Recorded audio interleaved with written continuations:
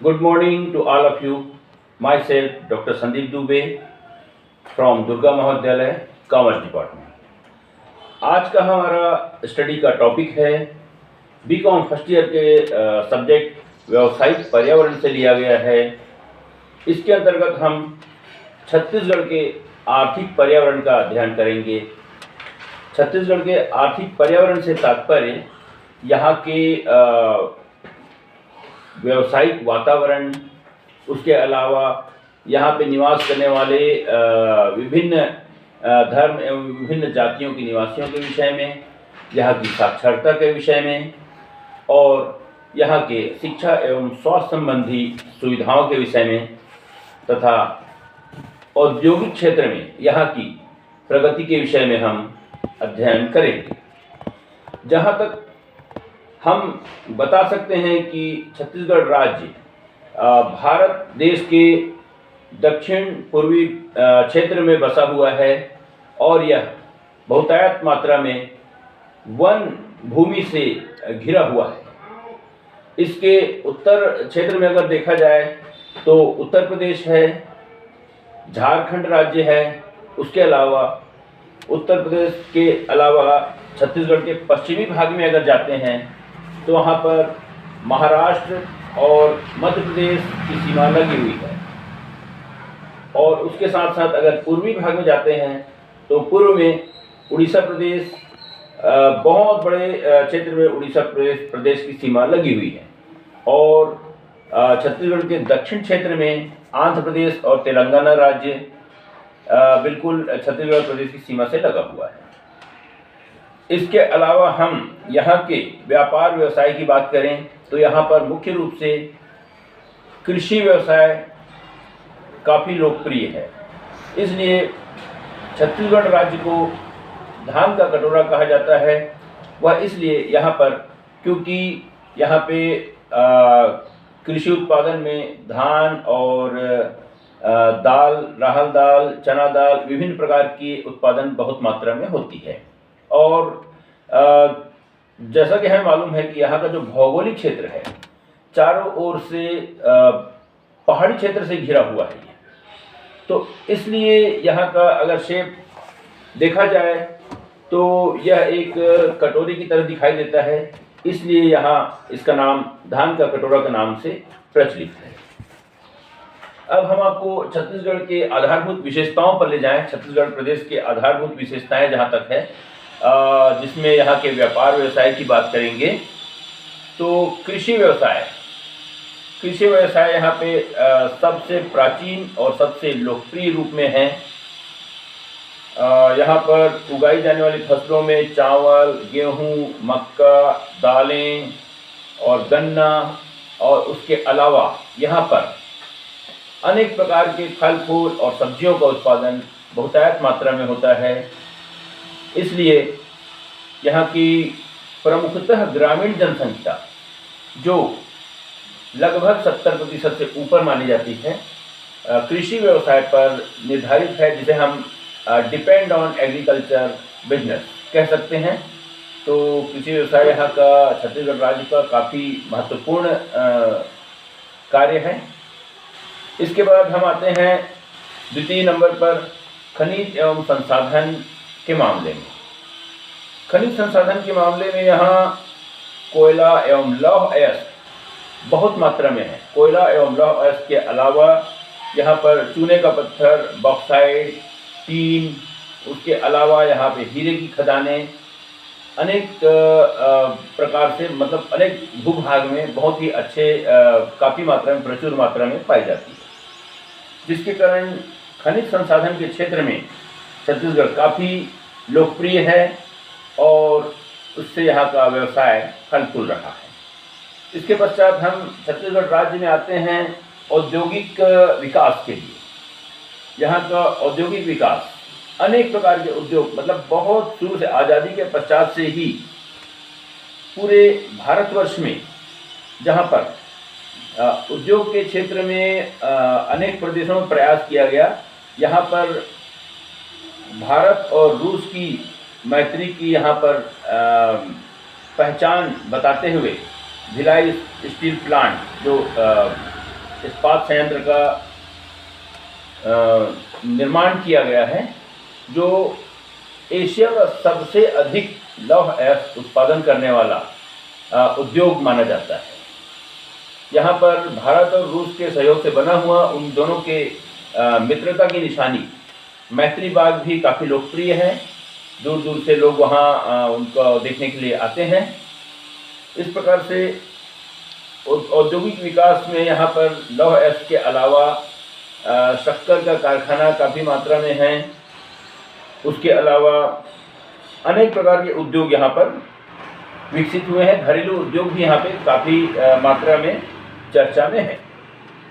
इसके बाद हम आएंगे अगली कड़ी में वन संसाधन। छत्तीसगढ़ अपने घने वन और आवरण के लिए जाना जाता है, जो राज्य की भूमि क्षेत्र से का बहुत बड़ा हिस्सा है। और वन संसाधन आदिवासी समुदाय, जो भारत के जो आदिवासी समुदाय है, जिन्हें हम यहाँ का मूल निवासी मानते हैं, उनकी आजीविका का बहुत बड़ा साधन है। उनके जीविकोपार्जन के लिए वो बहुत ही बड़ा साधन है वन संसाधन, जहाँ पर वो उसके ऊपर डिपेंड रहते हैं। इसके पश्चात हम वन संसाधन की बात करते हैं, जहाँ से पर्यावरण की सुरक्षा भी बहुत अधिक मात्रा में वहाँ से की जा सकती है। उनके सहयोग से वहाँ अनेक प्रकार की नदियाँ, उनके सहयोग से छत्तीसगढ़ राज्य में अनेक प्रकार के डैम बनाए गए हैं, जिसके आधार पर यहाँ के कृषि व्यवसाय में काफ़ी मदद मिलती है नहरों के माध्यम से। और इस प्रकार से जहाँ तक वन संसाधनों का सवाल है, छत्तीसगढ़ राज्य में यहाँ की आदिवासी आबादी के लिए जीविका का बहुत बड़ा साधन है। उसके पश्चात हम आते हैं सरकारी पहल। इन सभी व्यवसाय या उद्योग के संरक्षण के लिए केंद्र सरकार के द्वारा और राज्य सरकार के द्वारा विभिन्न प्रकार के जो प्रयास किए गए हैं, जो पहल किए गए हैं, उस पर हम फोकस करते हैं। केंद्र सरकार के द्वारा भी यहाँ के लौह अयस्क उत्पादन के लिए, शक्कर कारखाना के लिए और विभिन्न प्रकार के गृह उद्योग के लिए काफ़ी सहयोग और काफ़ी मदद किया गया था, जिसके कारण छत्तीसगढ़ एक विकसित राज्य बनने की श्रेणी में आगे बढ़ रहा है। ठीक उसी प्रकार यहाँ की क्षेत्रीय सरकार, जो छत्तीसगढ़ की जो सरकार है, वह तो यहाँ के निवासियों के जीवन स्तर को ऊंचा उठाने के लिए लगातार प्रयासरत रहते हैं, जिसके माध्यम से अनेक प्रकार की योजनाएं यहाँ पर चल रही हैं। जैसे राशन कार्ड के माध्यम से यहाँ के लोगों को अनेक प्रकार के सहयोग भी दिए जाते हैं, जिससे वह अपना कार्य बहुत अच्छे से संचालित कर सकें। इसके बाद हम अगले पॉइंट पर आते हैं। यहाँ पर बुनियादी ढांचे का विकास। बुनियादी ढांचे से यहाँ पर तात्पर्य है जिसे हम बेसिक स्ट्रक्चर्स कह सकते हैं। बुनियादी ढांचे में अगर जो रेल लाइनों को लिया जाए, तो पूरे छत्तीसगढ़ राज्य के बहुत सारे क्षेत्र में जो केंद्रीय रेल लाइन है वो वहाँ से गुजरती है। जहाँ पर एक लाइन थी वहाँ पे डबल लाइन किया गया है, जहाँ पे डबल लाइन था वहाँ कहीं कहीं पर 3 लाइन रेल लाइन बनाई गई है, जो विभिन्न प्रकार की गाड़ी लोगों के आने जाने के लिए और जो व्यावसायिक उपयोग के लिए, जो जिसे मालगाड़ी कहा जाता है, उसका उपयोग के लिए भी अनेक प्रकार की सुविधाजनक रेल लाइन यहाँ पे बनाई गई। उसके अलावा सड़क मार्ग के माध्यम से अनेक सड़कों का निर्माण यहाँ पे पिछले अगर 5 से 10 सालों के अंतर्गत अगर देखा जाए तो बहुत तीव्र गति से सड़कों का निर्माण अच्छे प्रकार से किया गया।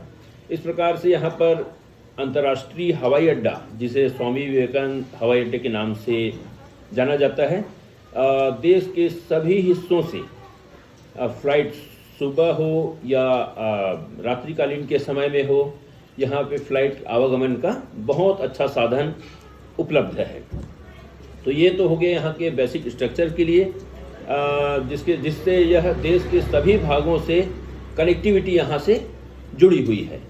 इसके पश्चात हम आते हैं बिजली के उत्पादन के लिए। तो यह प्रदेश काफ़ी समय से बिजली के उत्पादन में अग्रणी रहा है। जब मध्य प्रदेश और छत्तीसगढ़ राज्य एकीकृत था, तब भी यहाँ पर बिजली का उत्पादन बहुत अच्छे और पर्याप्त मात्रा में होता था, जिसके कारण छत्तीसगढ़ के बिजली के उत्पादन से अनेक प्रदेशों में भी बिजली सप्लाई की जाती थी। आज भी यहाँ पर इलेक्ट्रिसिटी का प्रोडक्शन सरप्लस माना जाता है, जिससे यहाँ के निवासियों के लिए, खेती के लिए, उद्योग व्यवसाय के लिए जो पर्याप्त मात्रा में यहाँ पे उन्हें इलेक्ट्रिसिटी उपलब्ध हो जाती है। वहीं यहाँ की जो सरकार है, बिजली उत्पादन को विभिन्न प्रदेशों में निर्यात कर यहाँ के राजस्व में काफ़ी वृद्धि करते हैं, जिससे यहाँ पे लाभ की क्षमता बढ़ जाती है। इसके बाद हम आते हैं यहाँ के शिक्षा के विकास के लिए। शिक्षा के क्षेत्र में यहाँ पर आज से काफ़ी पहले अगर देखा जाए तो शिक्षा ग्रहण करने के लिए यहाँ के युवा बच्चे, विद्यार्थीगण यहाँ से ग्रेजुएशन के अलावा इंजीनियरिंग की शिक्षा के लिए यहाँ से बाहर जाना पड़ता था, या बहुत सारे लोग तो दूसरे देशों में जाकर शिक्षा अध्ययन करते थे।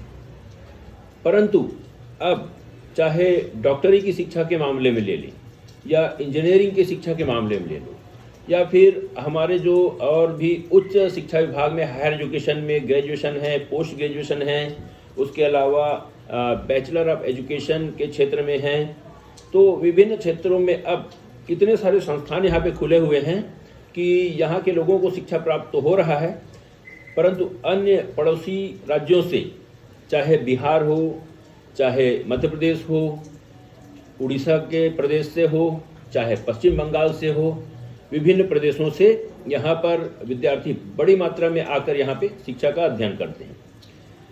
हमारे दुर्गा महाविद्यालय का जहाँ तक सवाल है, बहुत बड़ा महाविद्यालय है। यहाँ पर भी एक उदाहरण देखने को मिलता है।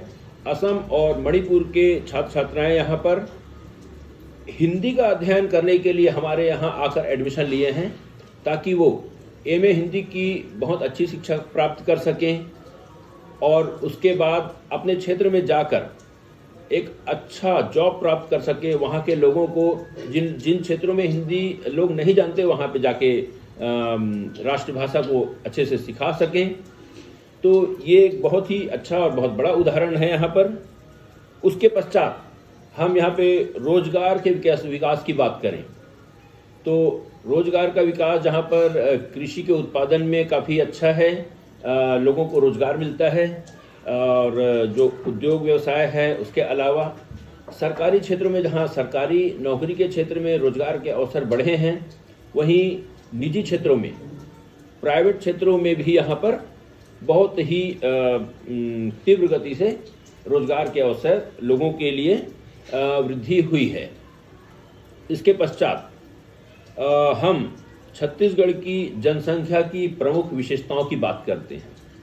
यहाँ अनेक प्रकार के जनसंख्या के लोग निवास करते हैं। जैसे अगर जनसंख्या के स्त्री, पुरुष, महिला और पुरुष के अनुपात को देखा जाए तो एक अनुमान के अनुसार 1000 पुरुषों में 992 महिलाओं का अनुपात यहाँ पर है।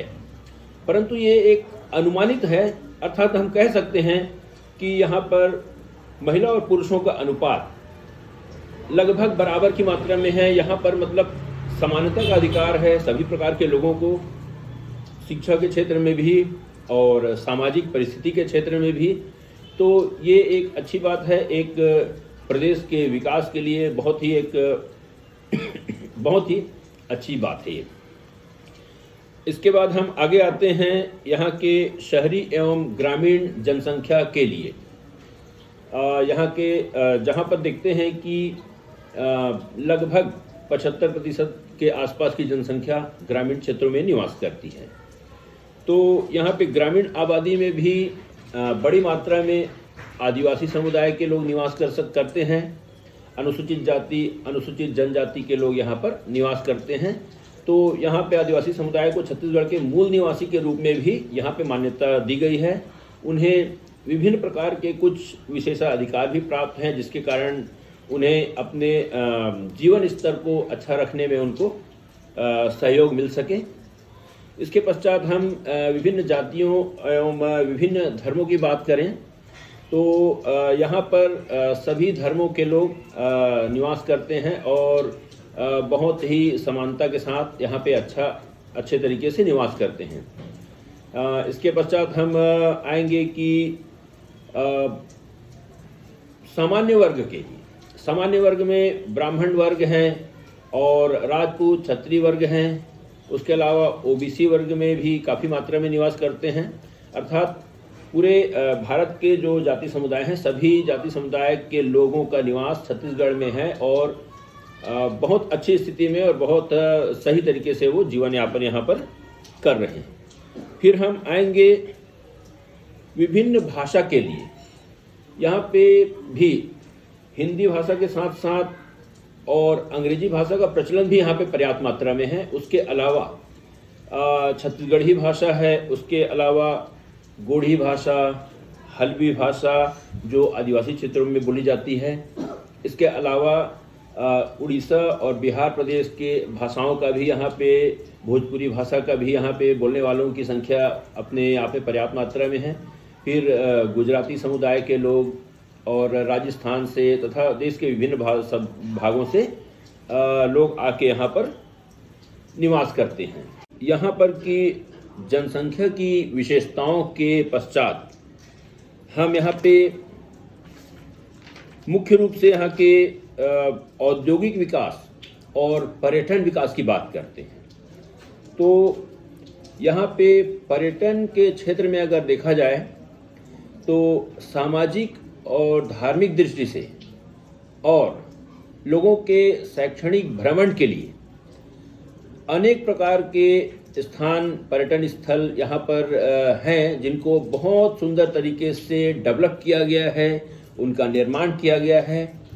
जिन पर्यटन स्थलों का मैं नाम बताना चाहूँगा, नेचुरल और प्राकृतिक रूप से भी यहाँ पे फेमस हैं, जैसे कि जगदलपुर और बस्तर जिला में अगर देखा जाए तो वहाँ पर चित्रकूट जलप्रपात, उसके अलावा तीरथगढ़ है और वहाँ पे जो दंतेश्वरी माता का मंदिर है बहुत ही पूरे देश में लोकप्रिय है। देश के विभिन्न भागों से, यहाँ तक कि विदेशों से भी पर्यटक वहाँ पर आते हैं। इसके पश्चात हम अन्य भागों में जाएं जहाँ पर, तो छत्तीसगढ़ के उत्तरी भाग में जिसे यहाँ का कश्मीर कहा जाता है, मैन पार्ट, कुछ समय ऐसा आता है यहाँ पे कि बर्फबारी भी होती है और वहाँ पे झरनों का आकार जो जिसे हम वाटरफॉल कहते हैं बहुत बड़े रूप में होता है उस दौरान। और कुछ समय ऐसे आता है कि काफ़ी शीतकालीन के समय में वहाँ पे बर्फ़ की चादर देखने को मिलती है। तो इस प्रकार से इससे काफ़ी पर्यटकों के आने की संभावनाएं काफ़ी बढ़ जाती है ऐसे समय में। फिर हम आते हैं यहाँ पे धार्मिक दृष्टि से, यहाँ पे राजिम का मंदिर है, राजीव लोचन मंदिर। उसके अलावा यहाँ पर भोरमदेव और चिल्फी घाटी भी लोकप्रिय है। फिर यहाँ पे पर्यटन की दृष्टि से डोंगरगढ़, उसके अलावा अन्य बहुत सारे स्थल हैं जहाँ पे विदेशी पर्यटक और देश के विभिन्न भागों से पर्यटक यहाँ पर आते हैं। और इसी क्रम में भिलाई में जो भिलाई स्टील प्लांट के साथ साथ मैत्री बाग का निर्माण किया गया है, जो भारत के अंतर्राष्ट्रीय स्तर पर इसे मान्यता प्राप्त है।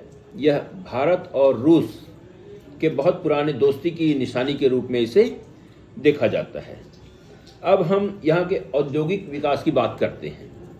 तो औद्योगिक विकास में जहाँ पे इस्पात उद्योग की बात करें, इस्पात उद्योग वही भिलाई स्टील प्लांट, आज़ादी के पश्चात जब भिलाई स्टील प्लांट यहाँ पे बना तो थोड़ा से छोटे रूप में था, परंतु यहाँ के व्यवसाय की दृष्टि से देखा जाए तो एशिया महाद्वीप में अधिकतम, सर्वोत्तम और अच्छे क्वालिटी के लौह अयस्क के उत्पादन के लिए और अधिक से अधिक व्यवसाय के लिए यह काफ़ी लोकप्रिय है।